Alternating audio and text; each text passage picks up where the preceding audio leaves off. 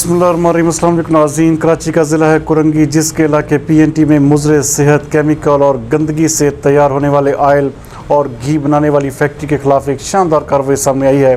ہمارے نمائندہ خصوصی جاوید ابراہیم منگی کے مطابق گندگی اور مضر صحت کیمیکل سے تیار شدہ آئل کراچی کے مختلف علاقوں میں سپلائی کیا جاتا تھا، جس کو مختلف ناموں سے پیک کیا جا رہا تھا۔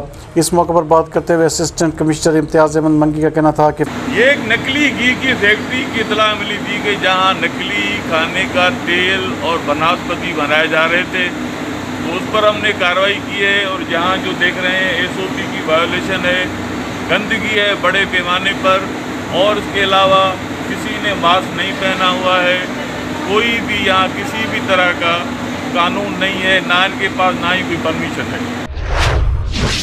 ایک اور خبر شامل کرتے ہیں کراچی سے ہی، جہاں پر کرنگی کے علاقے ضیاء کالونی پی این ٹی انڈسٹریل ایریا کی طرف جانے والی دونوں اطراف کی سڑکوں پر آپریشن کا آغاز کر دیا گیا ہے۔ ڈپٹی کمشنر کرنگی کی خصوصی ہدایات پر ٹی ایم سی کے ایم سی اسسٹنٹ کمشنر امتیاز احمد منگی کی سربراہی میں گرین بیلٹ اور سڑکوں کے اوپر کیے ہوئے قبضے کو خالی کروا لیا گیا ہے۔ قبضہ خور مافیا کے خلاف بھاری مشینری سے توڑ پھوڑ کی گئی اور قبضہ خور مافیا کو روڈ کے اوپر قبضہ کی ہوئی جگہ سے خالی کرنے کی ہدایات جاری کی گئی۔